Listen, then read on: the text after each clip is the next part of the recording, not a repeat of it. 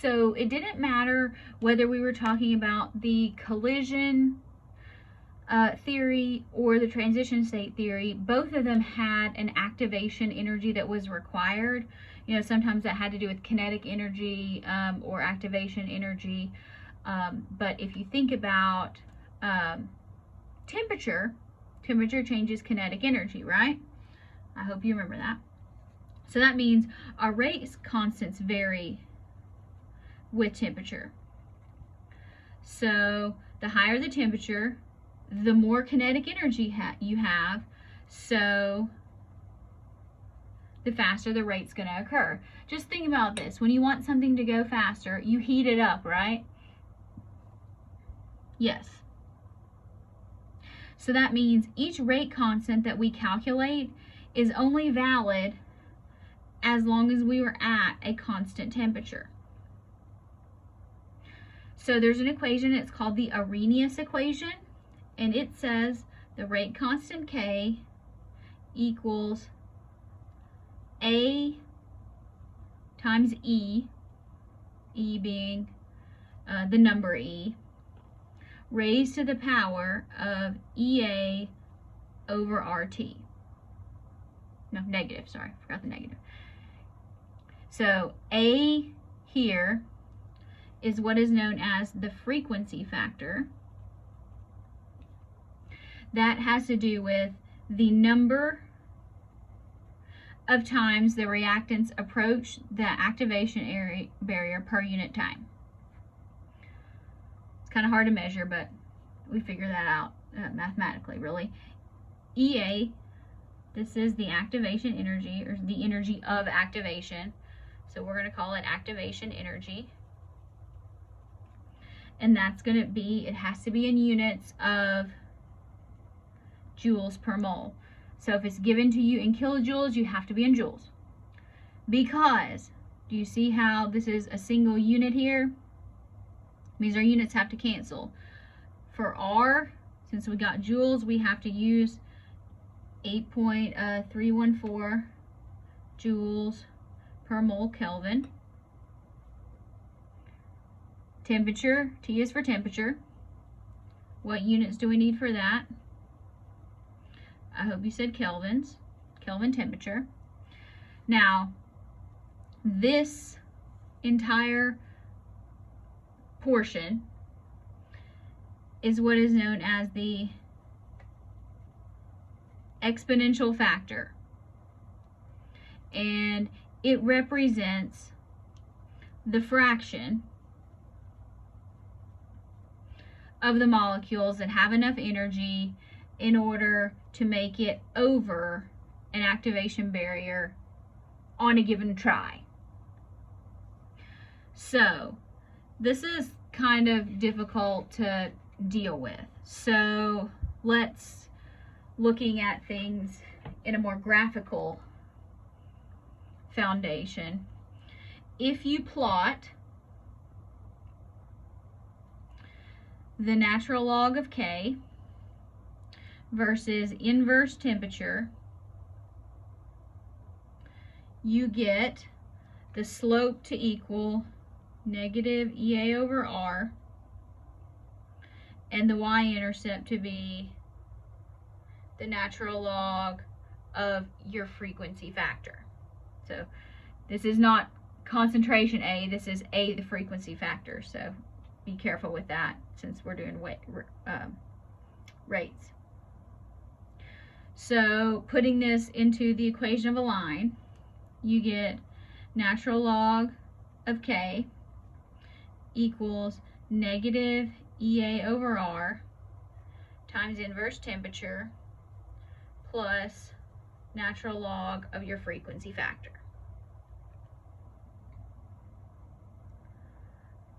All right. So here is an example here, and we're given a whole bunch of data. So we're given a rate constant. What order is this reaction? I hope you said, Dr. B, it's second order because of the units. You'll be correct. That doesn't matter here. but it was just practice. So so they're doing the same reaction at various temperatures and determining the rate constant. So, lucky for you,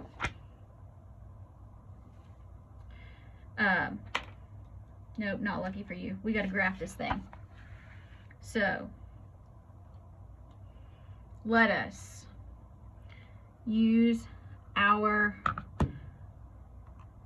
stat and edit. Let's clear all of our lists out. So clear your list, clear, clear, clear, clear. Okay. So now I find it easier, rather than taking natural log of each of these, I'm just going to go ahead and put them in as 600. Oh, it didn't like it.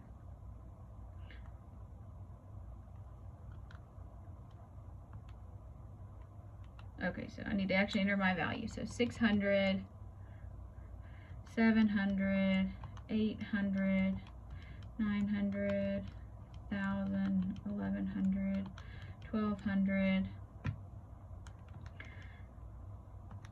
1,300, 1,400, 1,500, 1,600, 1,700, 1,800, and 1,900. Now, so those are the temperatures. Now, if you look at the equation, we want inverse temperature. So I wasn't doing natural log, I wanted inverse temperature.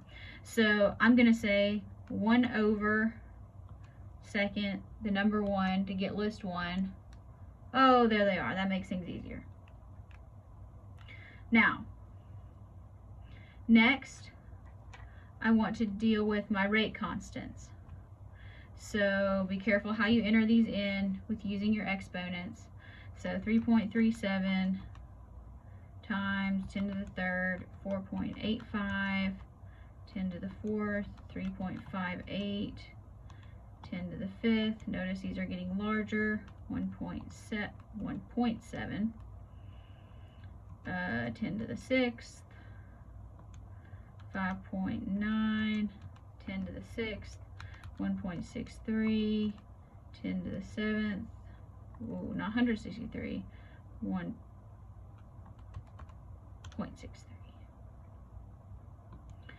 3.81 times 10 to the seventh, 7.83, 10 to the seventh, 1.45, 10 to the seventh, no, 10 to the eighth, 2.46, 10 to the eighth, 3.93, 10 to the eighth, 5.93, 10 to the eighth, 8.55, 10 to the eighth, 1.19, 10 to the ninth. Okay, but now I don't actually want K, I want natural log K. So go up to the top of list 4, and we're going to put natural log, then hit second and number 3 for list 3. There it is. All right, so now we have, just kind of make a note for yourself, our Y values are in list 2, no, our X values are in list 2, because we want inverse temperature as the X, and our Y values are in list 4. List 4. Okay, so now let's go back out. Stat calculate, another linear regression. Here we want list 2 and list 4. There we go. Oh, look at that regression. It's beautiful. If you want to graph it, great. If you don't, you can just use this. Okay. So what is the frequency factor? What's the activation energy? And what's the rate constant going to be at 298?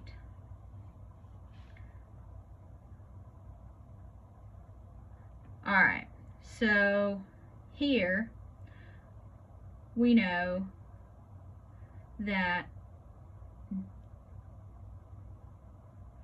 our frequency factor here, let's write out, we know that natural log of K equals negative EA over R times 1 over temperature plus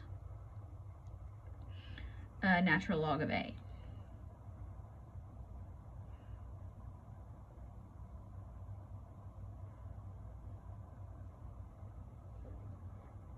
So here, frequency factor A. Right here, let's write our equation out because we'll need our units here. So this is negative EA over R. There's temperature, natural log of A. So here, natural log of A is our y-intercept. So natural log of A is our y-intercept, which in this equation is, let's go with 26.79. 0.79. This is our frequency factor, sorry. Okay, so to undo a natural log, we need E. So A equals E to the 26.79. Woo, that's going to be high. We'll calculate that in a second because I need this other information right now. And what is the activation energy for this reaction? Alright, so that would be this.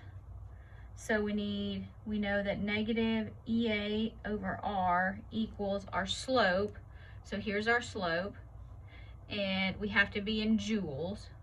So negative 11201. And activation energy would be in joules. And R is going to be 8.314, and that's also going to have to do with joules.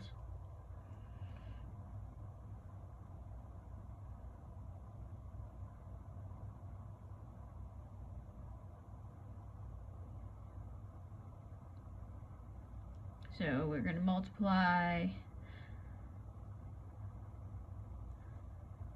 that out. So activation energy equals, so we've plugged in R. So these become positive.